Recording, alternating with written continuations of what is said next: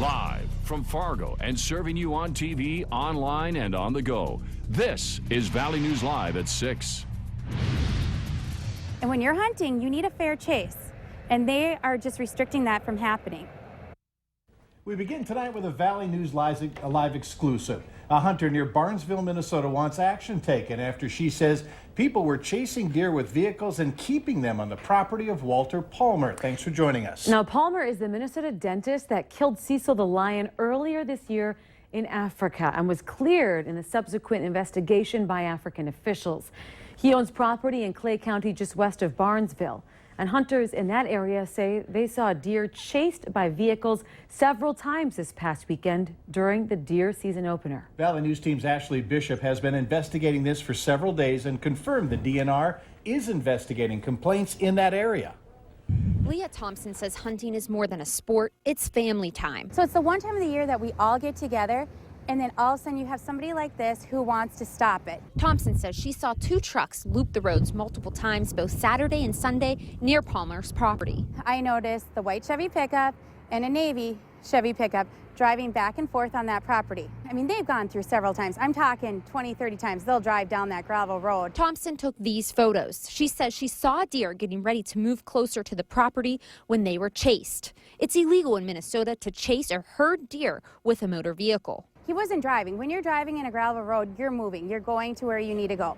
And he just slowed way up. Next thing I know, the deer turned around and back into his field. Thompson says her family has been hunting on the land next to Palmer's for about 10 years and admits this isn't the first time he has chased deer and says others have complained about Palmer before. Other people nearby have also said they've seen similar things. The Minnesota DNR have confirmed they've received complaints and are investigating activities in that area near Palmer's address from this past weekend's deer opener. They say the investigation is ongoing.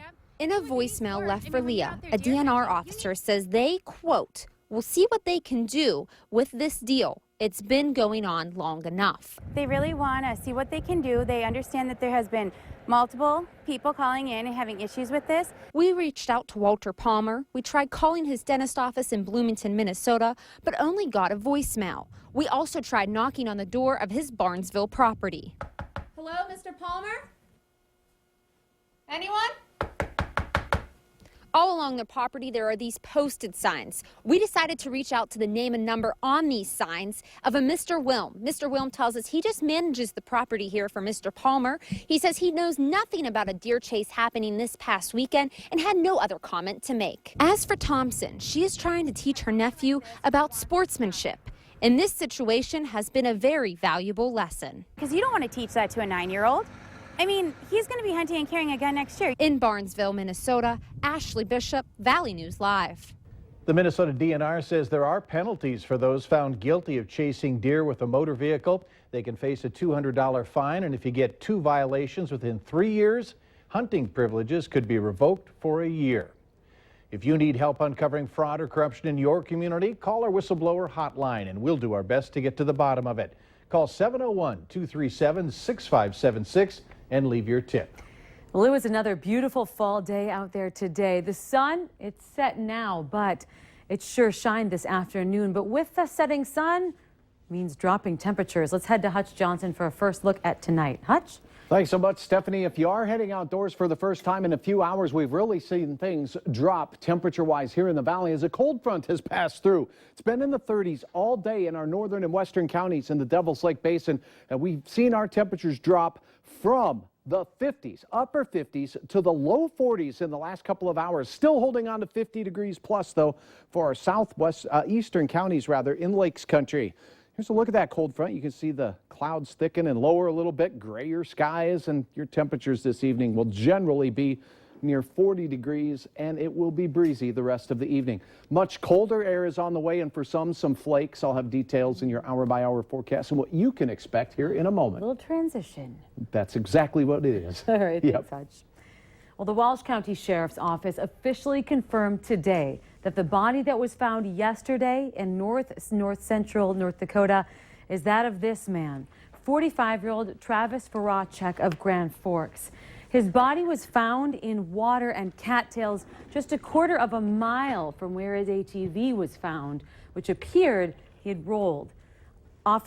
Officials are saying that there is no indication Voracek was seriously injured, and it appears he simply succumbed to the elements of a tragic accident. His body was transported to UND's forensic pathology lab for an autopsy. Police say there's no indication of foul play here. Water searches are planned again tomorrow to find the body of a missing Baudette, Minnesota man. Keith Ayers is still missing. The bodies of 2 other fishing buddies were recovered last month. The trio, all experienced on the Lake of the Woods, were last seen leaving a resort on Oak Island late at night on October 2nd. There were strong winds and big waves at the time. Now, their capsized 16-foot boat was found the next day. Earlier this month, cadaver dogs looking for Ayers showed interest in an area near Blackbird Island, but the find was ruled out using sonar equipment. A kitten is left licking the concrete off her paws after being trapped inside a dumpster for days, covered in concrete. Kelly, a little kitten, is just a few weeks old. Here are some pictures of her. A local animal rescue named her after the construction worker who saved her life. He was working at a North Fargo construction site when he heard meowing and found her trapped in a dumpster, frozen in concrete and paint. That's what I asked my boss. I said, "Did you hear a cat or something?" And he says, "Yeah, we found one in the dumpster." So they're the ones who found it, not me. They just put it in a box and they gave it some food, but it wouldn't eat. It could hardly move. And so after I looked at it a couple times, I thought, well, it's not going to do any good just sitting there. It needs some help. So I decided to take time off from work and find a home. The vet managed to get a lot of concrete off, but her tail is pretty roughed up, and she has a case of ear mites. Cat's Cradle Local Animal Rescue stepped in and got Kelly back on her feet, but she is now with a foster family until she can be adopted. Car break-ins, burglaries, violence. Last night we told you where the most crimes are happening in Fargo-Moorhead, and tonight, find out how not to be a victim. Valley News Team's crime and safety reporter Nicole Johnson rides along with the Fargo police officer, showing us common mistakes people make, causing them to be more vulnerable to crime. Tune in tonight on Valley News Live, 10 at 10. East Grand Forks School Superintendent David Pace has resigned. The school board chairman, Tony Palmasino, says that Pace resigned because he wants to go in a different direction. It's effective June 30th of next year. Palmasino says it has nothing to do with the Brian Perkins incident. Pace placed teacher Brian Perkins on administrative leave.